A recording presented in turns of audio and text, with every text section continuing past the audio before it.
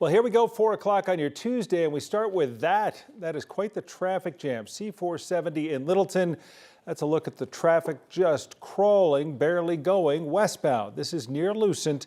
A crash closed the highway for about 20 minutes. Now one lane is open, but traffic is going to take quite a while to clear once we add in the rush hour customers that will be joining this mess already on the south side of town. Thanks for joining us for 4 o'clock at 9 News. I'm Tom Green. I'm Kim Christensen. Right now at 4 o'clock, we're following new developments in a shooting in Denver overnight. 2 teens are under arrest after shots were fired at Paco Sanchez Park late last night. Officers responded just after 10:30 to 13th and Lowell after the shot spotter system detected shots, and they found shell casings in a group of 4 males in the park close by. Police say the group started to run away. One of them dropped a gun. Now officers say another showed a gun. That's when an officer shot one of the teens. That person was treated and later arrested. The other was booked on charges of possession of a weapon by a previous offender.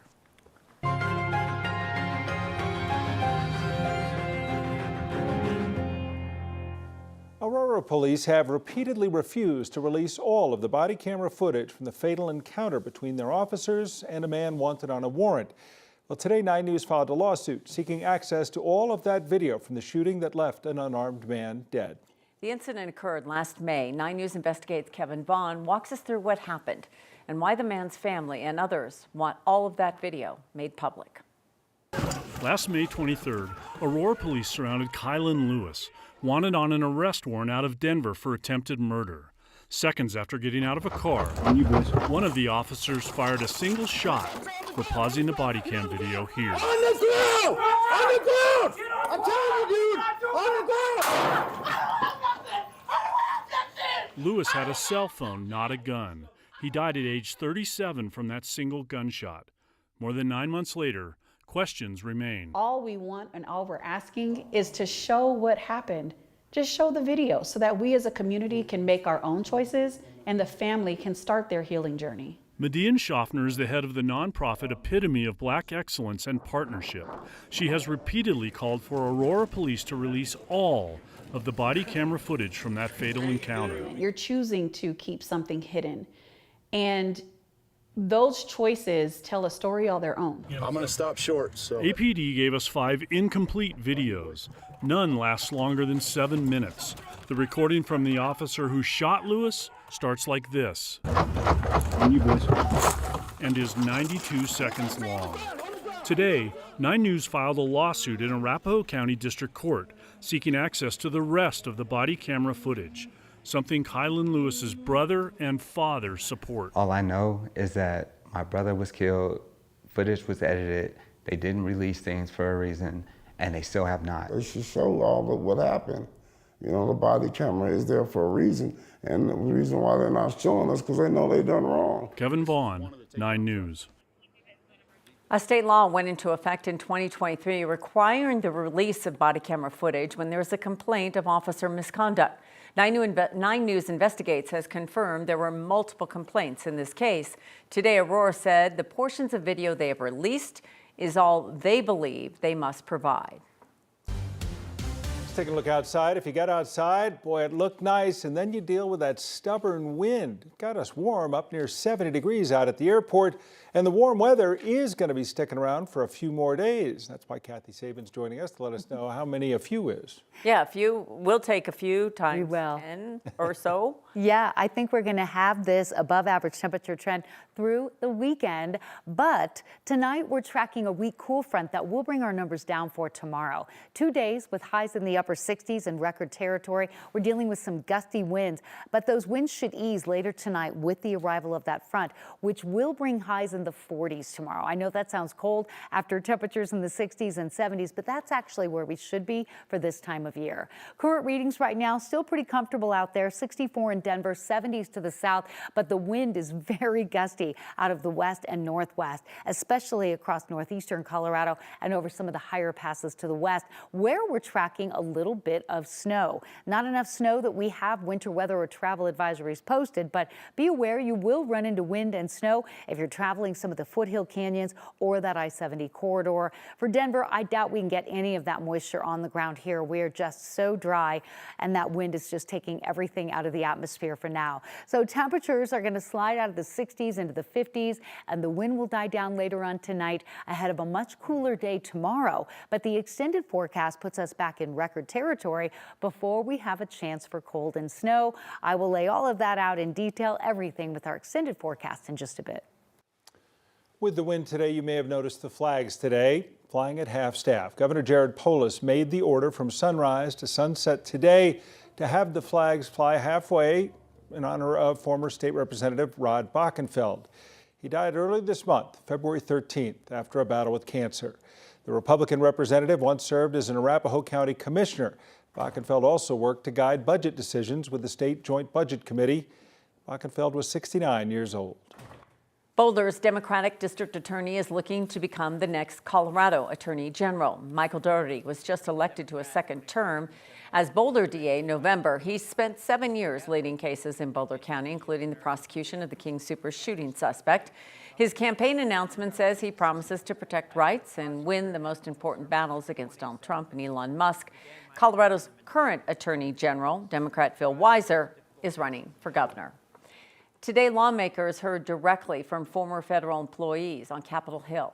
There were hundreds bombarding offices trying to get answers. Instead, they were pushed out. And after hearing from voters back home, some Republican members of Congress are changing their tone.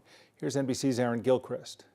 Everybody move, please. Hundreds of fired federal workers taking their anger and questions to Capitol Hill, crowding into and overwhelming lawmakers' offices, demanding answers. I think it's really cruel to fire people for poor performance when they've only had great feedback. To why they were seemingly randomly fired by billionaire Elon Musk and his Department of Government Efficiency. I felt really proud being an American working at USAID. I really felt that we were providing support and care to humanity around the world because it's the right thing to do. And that made me feel proud no matter who was president. Republicans who've felt the anger from constituents back home, like Congressman Rich McCormick, softening their tone. I'm all for trimming the government. I'm all for also doing it in a deliberate manner that allows people to adjust in their lifestyles. McCormick, just one GOP lawmaker, expected to meet with the president today to discuss the firings and the cuts to come. Meanwhile, federal employees who still have jobs may get a second email asking them to explain their work. Musk posting on social media that failure to respond again will mean termination, contradicting what the government said yesterday, that responding was voluntary. The White House saying today President Trump supports his secretary's directions. So again, the agency heads will determine the best practices for their employees at their specific agencies. Everyone goes through a review process all the time, every single year. You just don't do it in this kind of way and just make it easy for China to collect data on the American people. Still, for some, more questions than answers. I have cried every day. I have a 15-month-old at home, and I'm looking at him and thinking, well, what's this country that we're now living in? As the president pushes forward with his vision to reshape the federal government. Another piece of President Trump's agenda is facing a key vote as Republicans seek to adopt a budget. It's the first test of the Republican governing majority, and already some GOP members may be withholding support until they get more information on planned spending cuts. They want assurances that those cuts will not impact social safety net programs. At the White House, Aaron Gilchrist, NBC News. Big week for the Broncos as they get a chance to watch top prospects run, jump, change directions. You know, it's the combine, all that stuff. You combine things, and that's all in Indianapolis. She's correct when she says that. So it's really more important in many ways for many of these teams to get to meet and interview the NFL hopefuls. Today, Sean Payton was talking and was asked about running backs and trying to improve the Broncos' running game. Is it a priority for us? I think certainly improving our running game is going to be a priority, and we feel like we've got the right offensive line and the right group of players to give us a chance at that. But this draft has got a number of runners in it, and it's just a matter of what you're looking for. But we'll see where we go from there.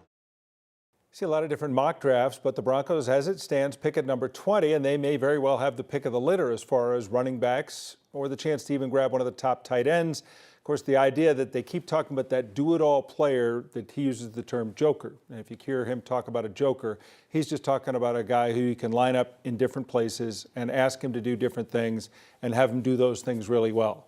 And so George Payton addressed that today. When we check in with Scotty and Mike in Indianapolis, we'll hear what George Payton had to say about trying to find the joker. Yeah. I thought we only had one joker in this city. We already have the best joker. But yeah, okay. The Broncos want one of their very own. They want their own. Okay. Yeah. I guess there's room for two. We'll see. We'll find out. Okay. The Harlem Globetrotters are bringing their basketball magic to Colorado. The Trick Shot Stars will bring their world tour in Colorado Springs and Loveland next month. The Denver date at Ball Arena is set for April 3rd. Tickets for the Denver show go on sale Friday. You can find all the information you need to know on 9news.com.